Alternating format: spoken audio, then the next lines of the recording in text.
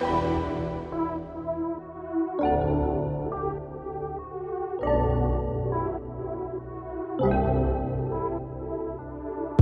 to Surviving the Black Church Podcast, where we shed light and bring awareness to religious trauma and dismantle oppressive systems within the Black Church.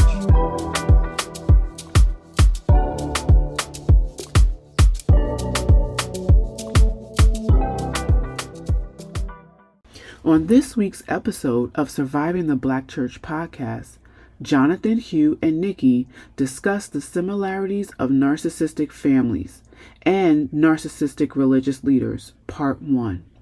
The crew delve into what a narcissistic family system looks like, and they shed light on how narcissistic religious leaders lead their churches in similar fashion. We also elaborate on the impact of being in a relationship with such leaders and the family system as a whole. You don't want to miss this first part of similarities of narcissistic families and narcissistic religious leaders, Part 1.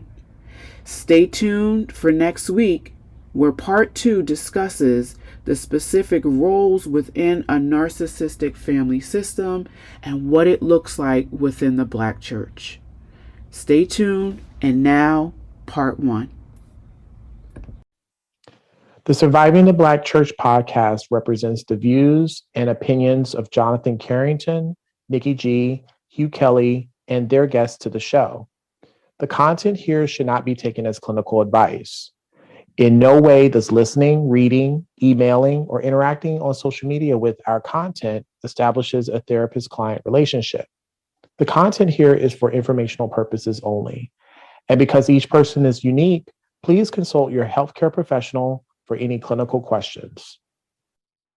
Hello, this is Jonathon Carrington, and you're listening to Surviving the Black Church. And I am joined by my co-hosts, Nikki G and Hugh Kelly. Hey. Hey, good evening, y'all. Hey. Yes. So last week, or last episode, we discussed our experiences with ministry leadership and what the draw was that led us to the church, particularly the Black Church.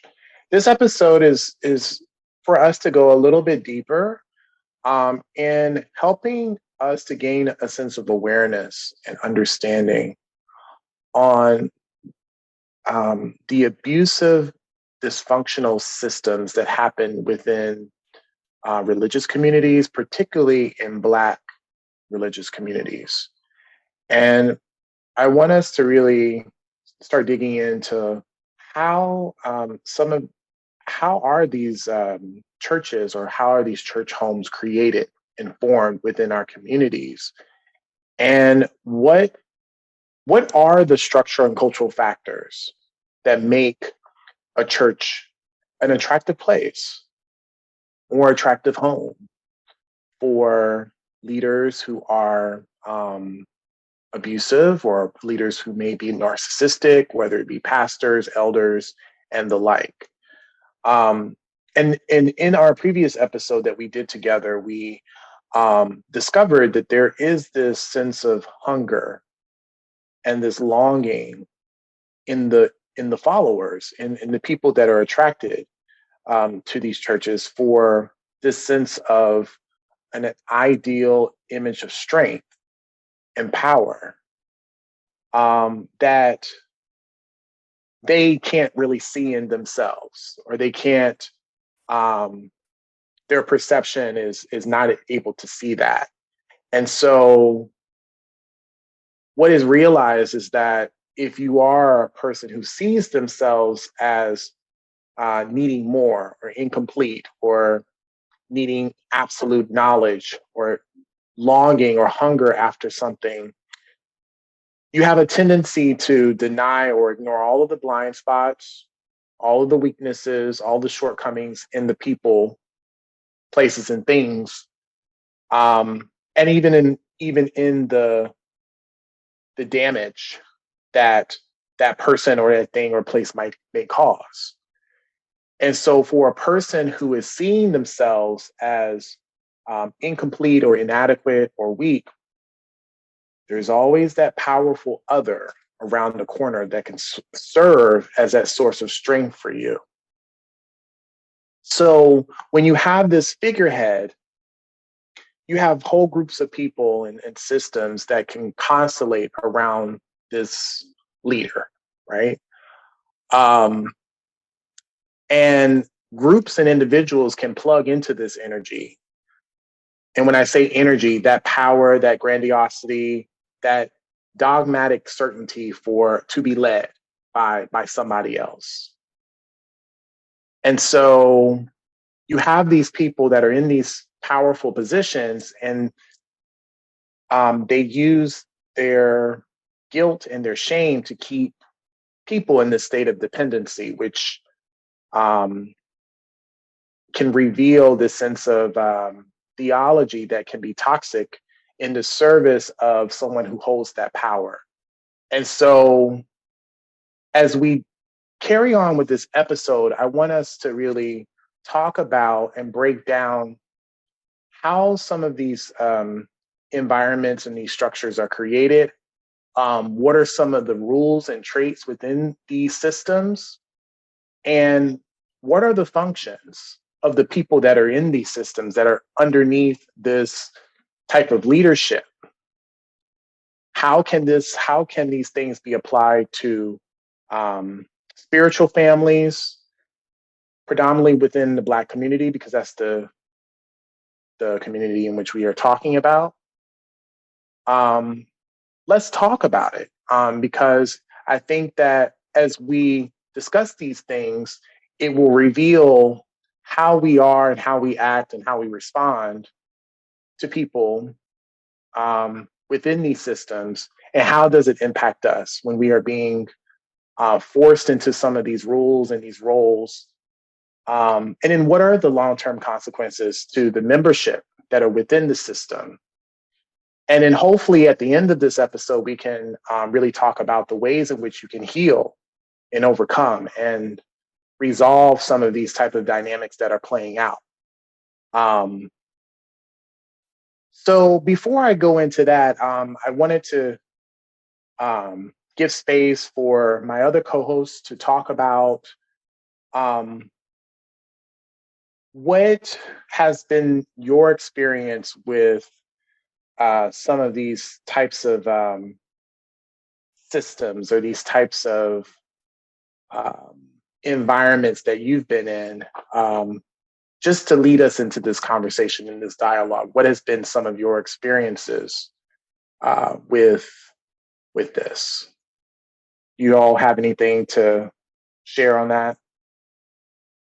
This topic is kind of near and dear to my heart, for the simple fact, number one, I lived a lot of this, but it was for me coming into conscious awareness of what we were going to be discussing tonight was so paramount to my own personal healing. It really accelerated my recovery. It was one of the biggest light bulbs that had to go off for me to start to see how I found myself in 5 different cults, how I found myself in multiple narcissistic relationships over the course of my life. Read a lot of books, watched a lot of documentaries, a lot of videos on YouTube, went to therapy, but it wasn't until I started to touch the topic of this episode that it was like, oh my goodness, aha, this is what it is. And connecting the dots between my family of origin and the things that happen in that space and the type of churches, the type of religious communities I was attracted to, I never thought that they were connected until I had that aha moment. And one of the reasons why I feel like it's so important for survivors who are going through trying to make sense of their experiences, it's important to get this, especially because it will help you to navigate, if you decide to stay and remain in the faith, what a healthier church looks like. And to be honest, there is an author, his name is Chuck DeGroat, And he wrote a book called When Narcissism Comes to Church. And in his studies around this topic, in his, as I believe he's a mental health professional as well, and in his research and evaluating some pastors, and there's been some surveys done, he found that 31% of pastors scored in the high range of narcissistic personality disorder. So 31% of pastors, they, based off of the evaluation, the clinical evaluation, fell under the category of narcissistic personality disorder. So that means the pathology of narcissism is highly exacerbated. And Jonathon, I know you can go deeper in explaining all of that. And I forgot what the rest of the percentage were, but there was a big chunk of that percentage where they did not have the actual personality disorder, but many had high traits on the narcissism spectrum. So if we just step back and look at those statistics, we can be led to believe that in the church structure, doesn't matter black or white, but particularly for our community, what does that look like? When we think we're going into a place and a space of community and support and encouragement and learning more about our relationship with God, that there's a high probability that we may be coming into a space that the leader may be narcissistic. The vibe and the dynamic of the whole church family may look like that of a narcissistic family. And a lot of times this is not seen. It's not in the bulletin. It's not on the website. It is not advertised as such. But oftentimes a lot of churches look like this. And this is why we're doing this episode. We feel that it's important to pull back the curtain and to unpack and to explain what it looks like in a narcissistic family dynamic. But what does it look like in a church narcissistic family dynamic?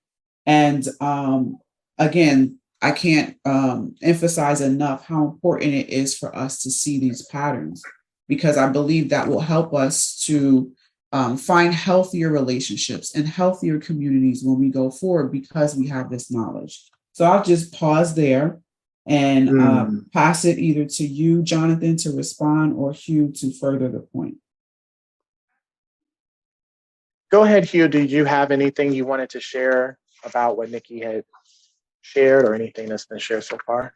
Yeah, for me, it really comes down to, and so much of the work that I have found myself grappling with and doing things that I've been doing the past couple of years, is so much of it, I believe, is kind of geared for the person that feels like they're an outsider, and this is how I think for me it's shown up in my life, was, as in various different arenas, right? Like, it was at school, it was at home, it was at work. I would kind of unknowingly come into this role of being an outsider, and even when I would attempt to move into the inside, that's where I think a lot was where it really becomes like it really boiled over. And so I think, in the church, so much of it manifested there for me as a child, because even there I was an outsider. And so I was always kind of on these marginalized fringes. And, that's kind of, it's a unique trauma in and of itself of, I think people that are going into these spaces in church are looking to find community, and then they're finding an entirely different hell. So I think so much of it is people just feeling like they're on the fringes of society, of everywhere they go, and really wanting an experience that's not isolating, but then becomes this isolating experience. So I think, and then it's kind of, you sort of realize that this is kind of the source of the suffering. And so I come from the perspective of, and the experience of being an outsider in that way. And in the church, for me, I think the church as a child, particularly as a child, I noticed, it functions very much as a corporation. It functions very much hierarchical. It functions, seeing leadership is untouchable. So it's a very, very, it's a dynamic that is just like, it's inescapable, and so I think it's also very confusing, right? Because if you go into the church, you're expecting to be able to get away from that hell of the outside world that you experience on a daily basis. And so when you go into this place and you see this dynamic playing out over and over and over again, and you see it's inescapable in that way, I think it's a very, very, very confusing dynamic for a lot of people. It brings up a lot of like, this place should be really nourishing and comforting, but it's not. Like, and so people coming, looking from the outside in and realizing I'd rather be on the outside than something different, so that's how, I don't know if that made sense, but I think that those are my beginning thoughts for how the family system it's similar in the family system of the church and in the actual family system at home, and so on and so forth.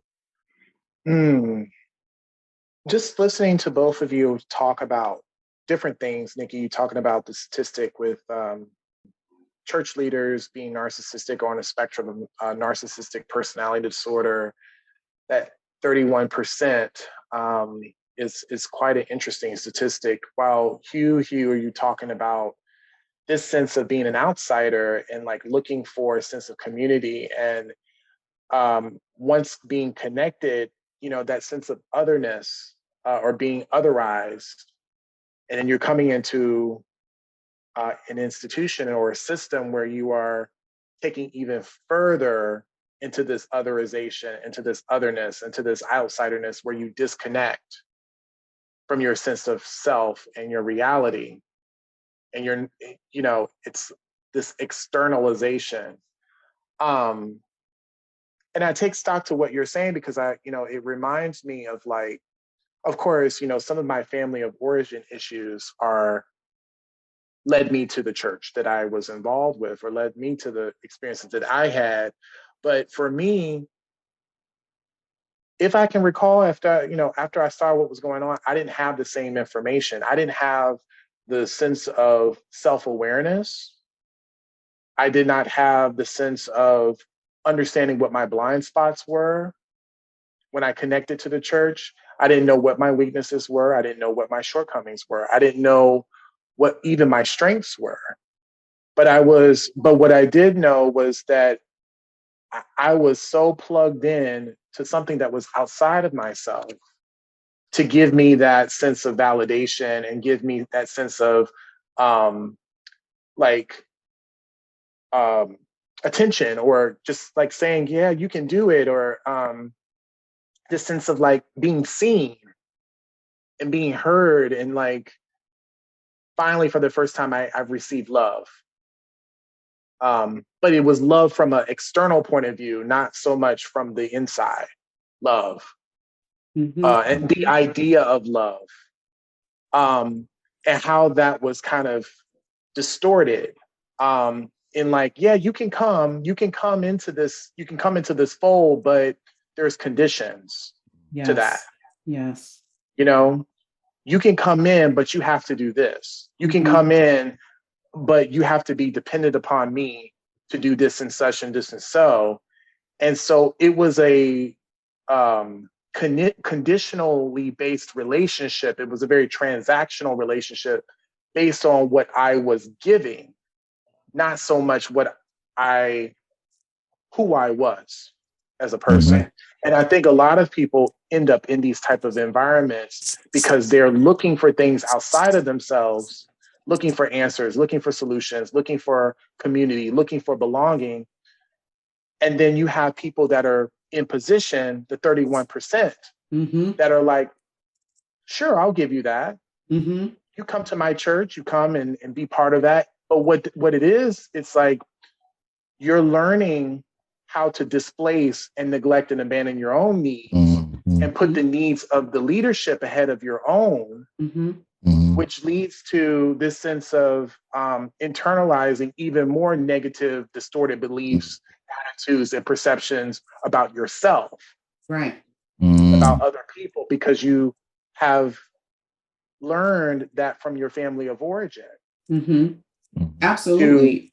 You know what I mean, Nikki? Yeah, go ahead. No, absolutely. I was going to say that, and I'm tempted to jump ahead. I don't want to, but you know, that dysfunction that you can typically find in a narcissistic family system, a dysfunctional family, some of that is, and you find that in cultic type communities and religious abusive churches, and in some Black churches that exist today, from the biggest to the smallest. There are unspoken rules. There is a hierarchy that exists that it may not be in the bulletin. It may not be up on the projector after the worship team finished singing. It may not be something that is discussed and displayed for everyone to see and to know. But when you're in the presence, you can feel it energetically. You know, okay, these are the gatekeepers. These are the enablers. These are the preferred ones. These are the ones who are at the bottom and overlooked. These are the invisible members. These are the ones who get a special treatment, and they can do no wrong. And so, you know how in a term in the Black community, we say a lot of times, baby, you need to read the room. Well, I say that to a lot of people, to our listeners. Did you read the church? Did you read the vibe? Did you pick up what was happening that was unseen? And I'm not talking about necessarily spiritually. You know, I know people can take this conversation and immediately start thinking, binding and loosening demonic forces. And do you see the demons underneath the chair? I'm not talking about that. I'm talking about it from a functional, interpersonal relationship dynamic. I'm talking about it from a psychological dynamic. I'm talking about it from a human dynamic. Because oftentimes, within our community, within the church, we can trivialize, minimalize, and super spiritualize things that are abusive and traumatizing to us as a people, right under the auspices of the church. And because it's a church and it's deemed to be a place of safety, support, encouragement, community, and the leader of the church is deemed to be one who is protective and encouraging and uplifting, and a teacher. And as you know, the scriptures talk about, you know, the shepherd that's supposed to tend to the sheep and feed the sheep. But I believe there's a passage in Ezekiel where God got upset and talked about the hireling shepherd, the one who did not go after the one. He didn't go after to bind the wounds of the sheep, but he used the sheep. He manipulated the sheep. And oftentimes that's happening in all different types of churches and spiritual communities. But within surviving the Black church, we would be remiss if we did not pull back the curtain and start talking about this type of behavior within our own community. How can we come together as a people and heal the wounds, the generational wounds, the historical wounds as a people, when we're looking to leaders who are looking to abuse, manipulate, and take advantage of us? And I think it's time that we actually start to see the truth and call it what it is. I am not saying that this is in every Black church. So let me put that disclaimer out now. We are not saying that. I'm not saying this is in every church, but in a lot of churches, this exists. And it's not talked about enough in our community, where survivors can find place and space where they feel like, okay, I'm not alone. Someone has experienced this. Someone understands this type of abuse. And so, you know, that 31%, that can be stretched out very big. I don't even know what that number would look like, particularly in the Black church itself. And so, sorry if I'm a little more riled up, but this topic is very important to me. Yeah, you're good. Thank you for sharing. And you touched on a lot of points there with just some of the roles and some of the unspoken rules. And I want to get more into that, delve a little bit more deeply into that. And no, this is not every Black church, but I think what is helpful for the audience to understand is that it's helpful to understand how it's helpful for us to put a frame around lived experiences. And there is a lived experience that is out there that is related to adverse religious experiences. And if we put names to it, if we are able to name the experience, it will help us to better understand it so we know what to do about it. And so we cannot continue to, as a community, a Black community, to live and exist and suffer in this silence. Come on. Because abuse happens in silence. It happens in dark places. It happens in, unawares, crept in unawares. It's happening in places where there's a lack of knowledge, a lack of education, a lack of understanding, on a lack of clarity on what is happening in those experiences. And so we are shining the light on it. We are exposing the darkness. We're shedding light to these issues so that if you can hear yourself and that you can say, oh, that happened to me. Oh, this happened to me. Oh, I went through that. That gives you more ammunition to say, okay, how can I, what can I do about it? How can I resolve it? How can I heal from this? What steps can I take to move forward? But we have to bring truth to the light. So thank you, Nikki, for one more thing. And I don't know if I hit this point because I still feel this. Go ahead. I want us to touch and look into the water with this, because there are certain positions in existence that when we think about those positions, when we think about those roles in society, there's some function and part of our brain that we just disconnect from, where we say, oh, they're safe. Clergy, they're safe. A mom, she's safe. She's a nurturer. How could she? Why would she hurt me? That's a pastor. He's a pastor of the Black church. We as a people have gone through so much. Clearly, a Black minister, male or female, would not hurt me. They would not wound me. So we go into these communities, in these spaces, whether we realize it or not, with these preconceived notions that this person will not hurt me, they will not abuse me, they will not wound me. So when it's actually happening, it is very hard for us to actually admit this is not a safe place. This leader is not a safe leader. I don't care how many experiences he claimed or she claims to have had. If she went up and down and all around, if angels live all over and inside their house, if they see the heavenly hosts every day of the week, I've been there where I've had leaders that had all the mystical experiences, and they think that they could stamp their abuse with the fact that they are higher than me because they had those experiences. For you who have been in your churches, and the prophet of the house is the prophet of the house, and you dare not contest what he said, God said.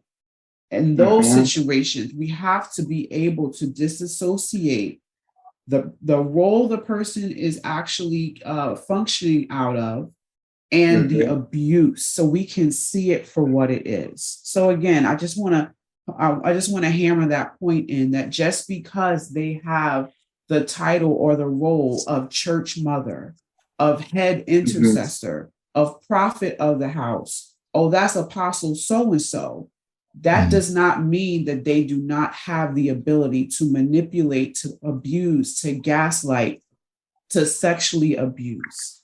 So let's have our eyes and our ears and our discernment up, because just because it says church does not mean that dysfunction cannot exist. Mm-hmm. Very good point. Go ahead, Hugh. Yeah, I think a lot of what, and it really comes down to so much of socialization. And I think a lot of that, I think I said before that becoming a psychoanalyst, right? I'm going back to school for that and all of that. So I've been doing, I think a lot of it comes down to there's so much performative of emotion in the way we experience our being, ourselves, and it's so prominent this modern society that we currently live in. And so with that, it becomes this like weird, I'm supposed to see XYZ person in this role, but I'm actually experiencing them like this. And so there's always this big disconnect going on, this big, like as Jonathon was saying earlier, this big like tug and pull of pulling you out of the body, pulling you back in. It's just like there's always this huge disconnect. And so when we go into these spaces with rigid dynamics, right? Like we live in a very, this is a colonial colonist land of rigidness. So I think we internalize these ideas about these roles that we can't, that just feels too, the stronghold just feels too difficult to break. You have to do a lot of work to be able to change that about yourself. And so these roles, when we get in there, in these churches and these dynamics, it's too unbearable to process. X person is supposed to be the apostle. X person is supposed to be my mother. X person is supposed to be my father. X person is supposed to be my friend, my boyfriend, my girlfriend, etc. And they're doing these horrible, despicable things to me. I can't really separate those two. And so I think it's so much of going to how our very beings are conditioned in this society. And a lot of it, I think, goes back to that performativeness that it's funny, children, they can't really do that, but like a 10-year-old really can't perform emotions. But by the time, you're 30, it's expected. And you do every day, you mask up. And so I think it goes to that way of not being able to know not that this mask isn't actually real. This experience isn't actually mine to own, and it's not mine to own. And so I think it's such a difficult thing. And all of us are mental health practitioners, so we, you two are so much more experienced than I am. But you both know how like making these moving out of these rigid expectations of ourselves and other people's and really grappling with what we've internalized as a people is really, I think, a huge step to moving forward. Yeah, so true. There's something else that I wanted to share, and then maybe this is something that we need to get into in a future episode, but I just wanted to also recognize that societal and cultural factors do contribute to perpetuating violent relationships. They do. And there's different cultures and different countries that have their own values and their attitudes towards people, human beings, women, family, marriage, sex, and divorce. And abuse is abuse, okay?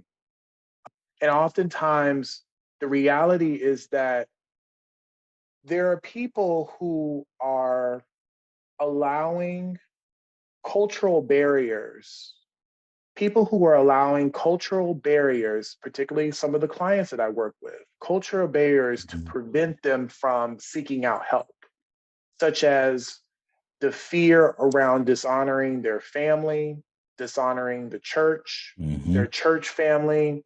There is a shame and a fear of being rejected by their community if they speak out against the abuse, if they reach out for help. There are people who are expected to suffer in a sense of silence, and then advised to be patient and pray on the Lord for the situation to change. There are people who are in these type of environments, in these type of systems, that are even blame shifting for the abuse.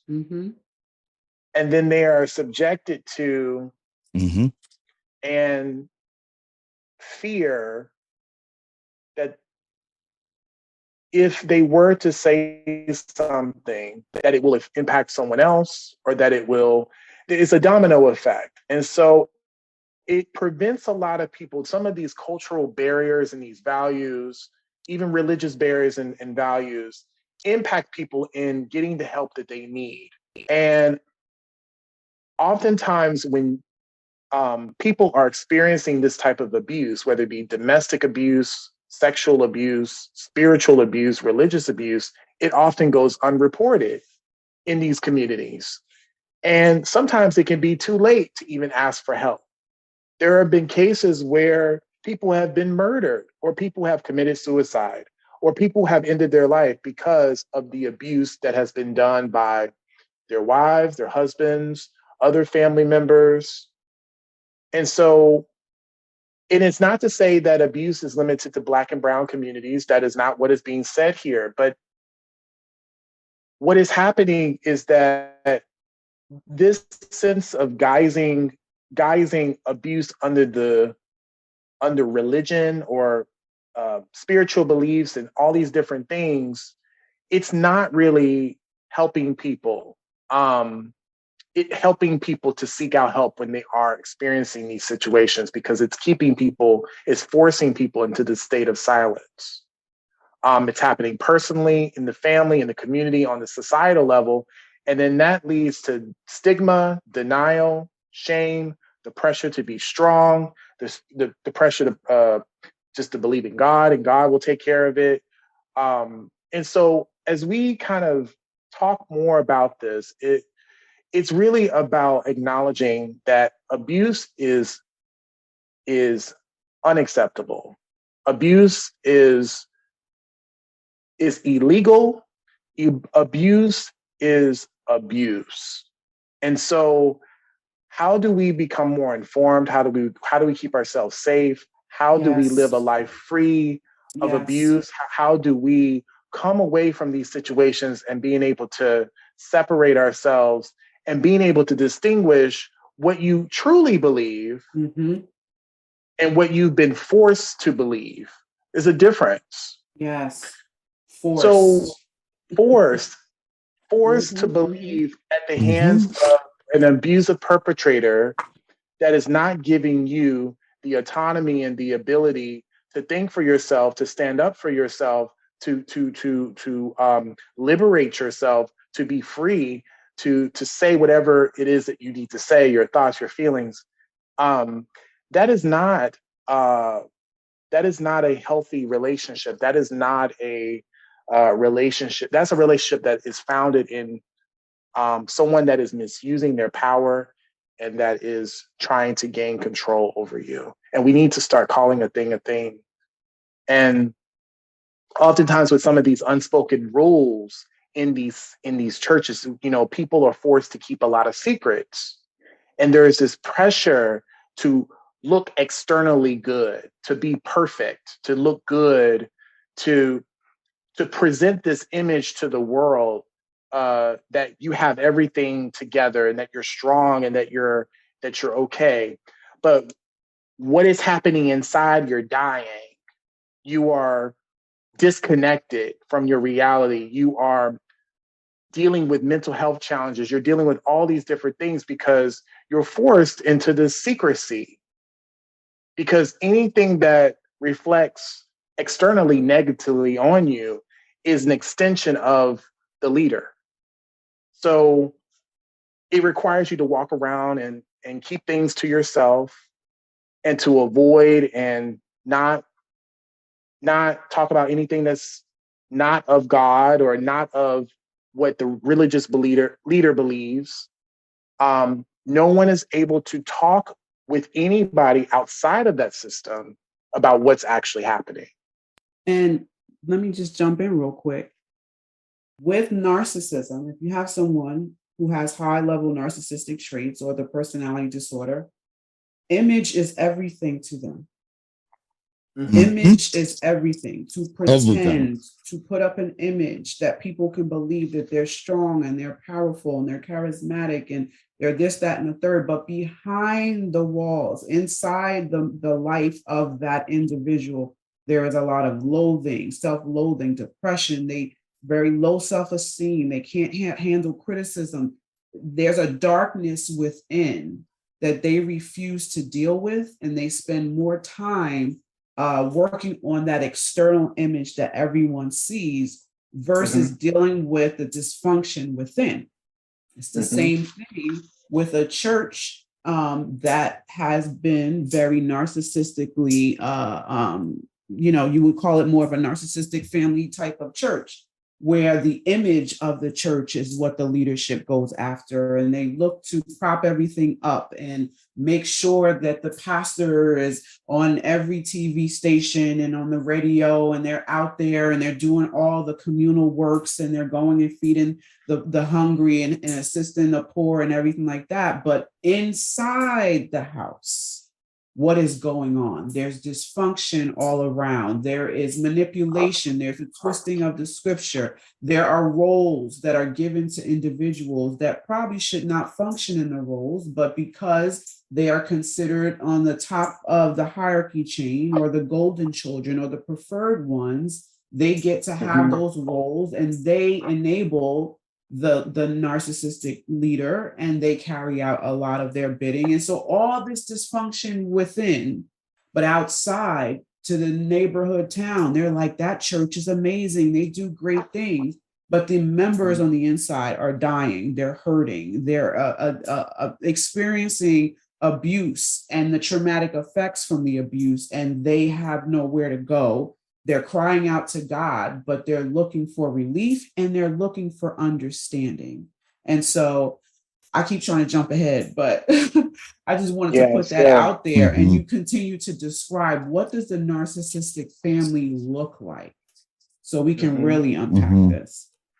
Yeah. And it is all about image management, reputation management, appearance, what you look like on the outside. And oftentimes a lot of these leaders who have massive followings, they do not have any relationship with the people that are in their churches. So there is no, the relationship is based on money or controlling resources or just getting some type of reputation. It's all about what that person is looking like on the outside.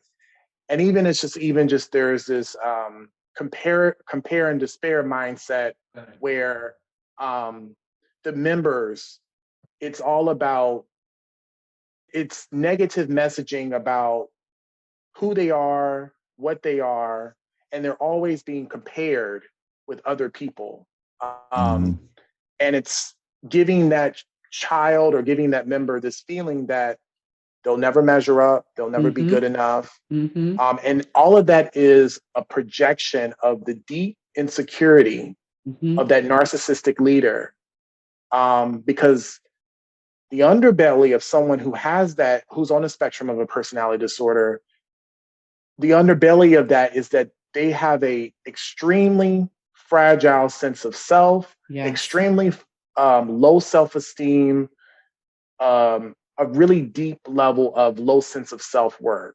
And so that insecurity is projected on the membership, on the children that are in the system, so that they can compare and triangulate and all types of stuff that's happening.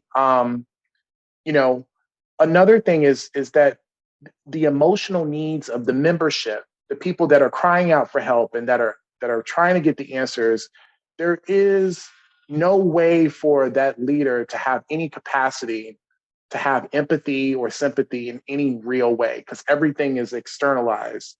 So if you are listening and you've grown up or you've been in a system where your emotional needs are not getting met, it's because the leadership is not capable of understanding you, the nuances of you, you know? So your feelings don't matter to them. You're not important to them in this system, because what you're doing is you're feeding into their needs.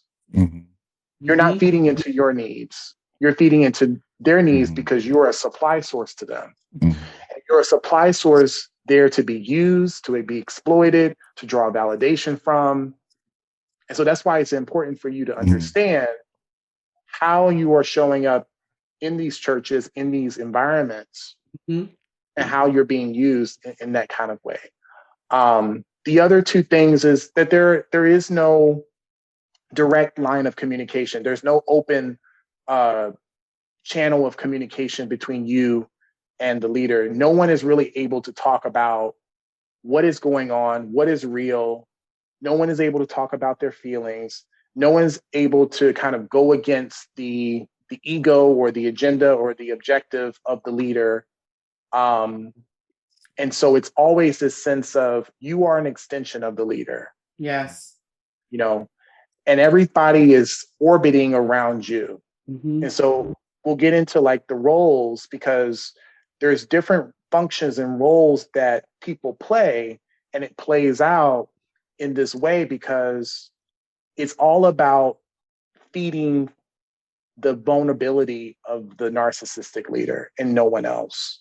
So the communication is very passive aggressive. Oftentimes people are pitted against each other in these systems in order to, you know, get that power, get that control back. There is, like with these systems, there is no real boundaries. The boundaries are very weak and very porous because you don't have a right to privacy. Because the leaders feel very entitled to you. They feel like they have a right to you and to everything and to everyone. That's how grandiose they are, because if they want to know something about you, they feel like they can pry, they can read, they can, you know, probe, they can listen to your phone calls, they can get into the relationships, your intimate relationships, whether it be your marriage or your children's lives. They can go to your house, they could be in your house, because there is no real strong boundaries between that leader and the church member. And then they also will claim any success, any achievement, any accomplishment. They take credit for everything that you do because you're an extension of them. And that extension, because of that, they expect you to show up and represent that ministry or that leader a certain way, even if it is against what you feel on the inside, what your belief system is. And if they couple that with the use of scripture, the use of God said, the use of you're supposed to submit to those who are in authority over you, the use of, you know, you partnering with the devil if you don't do thus and so, it creates a recipe for disaster, and it makes you feel like you have no agency. And ultimately, it's dehumanizing your voice and your choice. And so, you know, when that happens, I remember I was in a particular church and the leader used a lot of that spirituality. He used a lot of the mysticism in his spiritual experiences, plus the love bombing that he would, you know, it didn't come on as hard as it used to in the beginning, where they were trying to bait me to come into the community. But once I was there, occasionally that love bombing would come in and be used every now and then, especially if it was a situation where I was more obstinate. And at first I wasn't feeling it. And I'm like, I don't know. There are ways that these leaders know how to chisel on your will. And the next thing you know, the thing that you thought you would not do or did not want to sign up for. And it can be as simple as, I don't want to be the leader of the children's church. I don't like kids like that, except my own. I don't want to be the leader of the children's church. But all of a sudden, you're getting text messages from the pastor and talking about how, you know, they went before the Lord on your behalf and they saw you surrounded by several children, and God's light is pouring out of you onto these kids, and you're helping set them on course to be leaders in the nation, and they're giving you all of this diatribe. And now you're starting to think, well, you know, and maybe they got a point. Maybe they're seeing something about me that I don't see. And sometimes we don't go back and check within our own bodies and what feels safe in our own schedules. And then in our own relationship with God or a higher power. And so we just assume, well, they're the leaders, I have to obey. And next thing you know, something that you said, you voiced that you did not want to do, slowly but surely, you are now coerced into doing it. And, you know, these are just some of the things that happens in these type of dysfunctional churches, and you do it, but you're resenting it on the inside. You're not feeling like, you know, all the things, all the anger that starts to quell inside of us because of, you know, how we were manipulated to give our yes up. And, you know, it's just so unfortunate that these type of things are happening, but they need to be spoken on because it's happening more than we know, 31% statistically. And if we don't talk about it, it's going to continue to happen. So I just want to throw that in there. Right. And I also wanted to say, like, this level of coercion that we're experiencing in this environment, like, this is an all or nothing experience. And it's an experience that is, you know, once we start to understand, like, I always bring it back to the origins, and not even really just the origins, but really because it's never gone away, of how, you know, if we can kind of confront the awful truth of, like, how this level of coercion, because I don't see coercion as a choice. It is like this level of being forced, you know, with this, how we relate to spirituality. It's if we can really confront the origins head on in the current reality, because it's not, I feel like as Black people, we go into so much, like, when we bring up these experiences, it's in our nature to kind of, not nature, but like in the conditioning to, like, never really deal with that, and always want to blame ourselves and always want to dig ourselves out of a hole we didn't create. I'm just like, when are we going to keep the lens on the problem? And so I'm just like, I never get away from that these days. I make sure I never get away from the origins of white supremacy, because it's just, we can't, you know, we inevitably have the same conversation over and over and over and over and over and over and over again about this. And that's why, but we're never really confronting the awful truth of things. And so I always think these experiences are very coercive. They're not by choice. And we really need to confront so much of the nature of these experiences, because it's just going to keep, you know, we never really move forward if we don't really confront that. I just don't think we do. And so, yeah, I just wanted to throw that out there. Yeah. You know, and you're right. Coercion is not a choice. There is no one, and I think that's something that we also have to mention as well. Like, no one is signing up to be abused. Like, no one is, like, willfully entering into abusive relationships. That is not why people join these churches. I think that there's just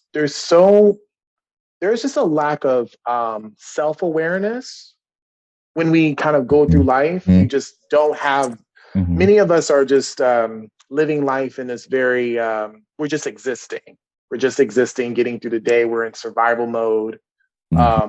We, you know, get our needs met. And a lot of these type of connections are based out of survival, like the survival mechanisms, fight or flight, freeze response. And many of us are in the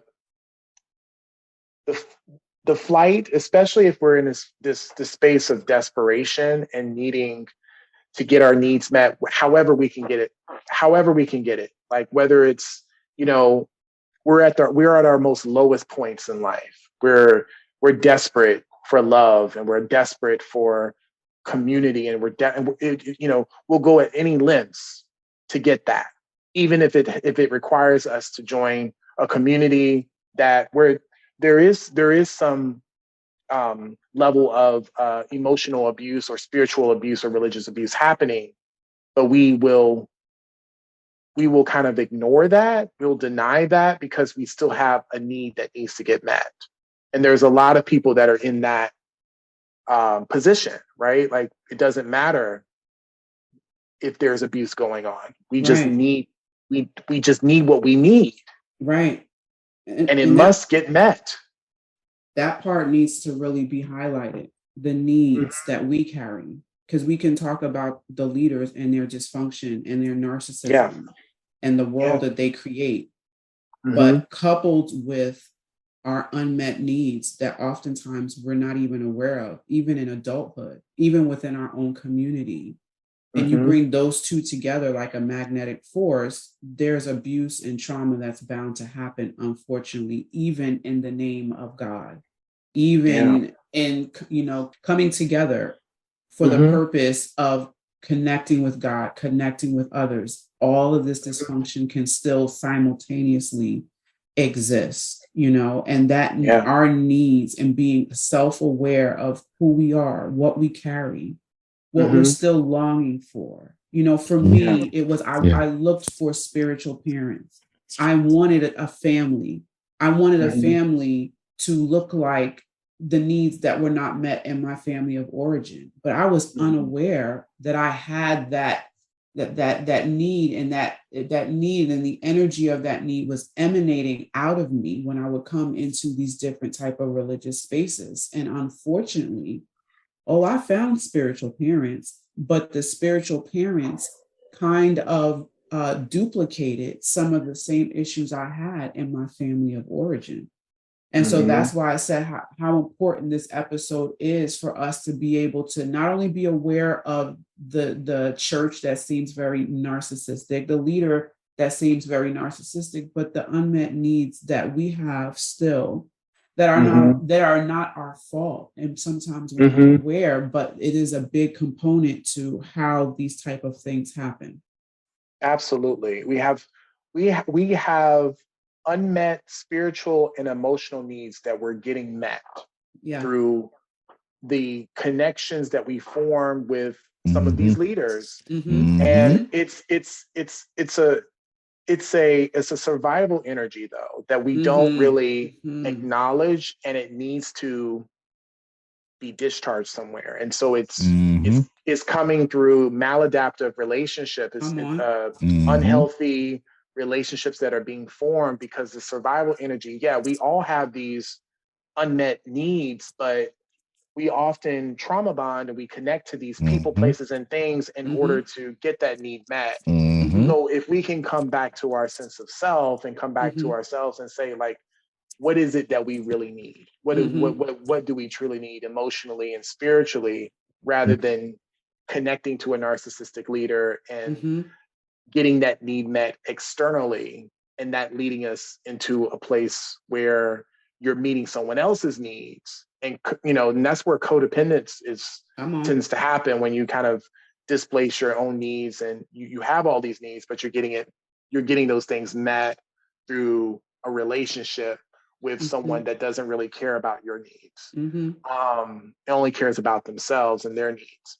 And so that's really what, in terms of when we were talking about the roles, I think, Nikki, you alluded to it earlier in the episode when you talked about, some of the golden child, want to get into that because I wanted to ask you, and that's Hugh as well, just in regards to, one of the roles is, of course, you have the narcissist, and they're playing out this role in the system. Then you have the enabler, who is helping. So you have people that are in the church, and the leader of the church being a narcissist, and the narcissist is at the center. So if you think about the center, and everyone orbiting around the center.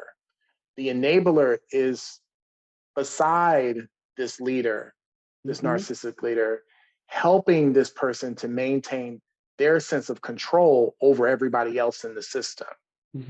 And they're doing whatever it takes to please them. So the enabler is also having survival reactions and responses. They're often in the fawning because they're aiming to please. They have the disease to please, doing whatever it takes to please, and that's fawning response. And they'll even make excuses for the behaviors of the leader to try to keep the peace at all costs. So as we think about that in the Black church, and we think about the people that are in the Black community and the Black church that are supporting the leadership in their sense of maintaining the sense of control, whether it be the board members or the pastors or the bishops, the youth leaders, the reverends, the elders, all these different people that are coming together to do that. I want us to kind of talk about that a little bit. Thank you for listening to Surviving the Black Church podcast with your hosts, Jonathon, Nikki, and Hugh. If you enjoyed today's podcast, we'd love for you to subscribe, rate, and give a review on Apple Podcasts. Don't forget to join us next week for another episode. Until next time, take care.